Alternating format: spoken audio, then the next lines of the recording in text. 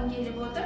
Ата-анаға көз қуаныш, алдын алған еркесі, көңілінен көп жұбаныш, гүлдені бойы өлкесі демекші. Ата-бабамыз айтқандай, бала тәрбиесіне уақытында көңіл бөліп, еліміздің инабатты, адамгершілігі мол, білімді, саналы ұрпағын бірге қалыптастырайық. Келесі кездескенше сау болыңыздар, алтын шәкірттеріміздің алтын ата-аналары.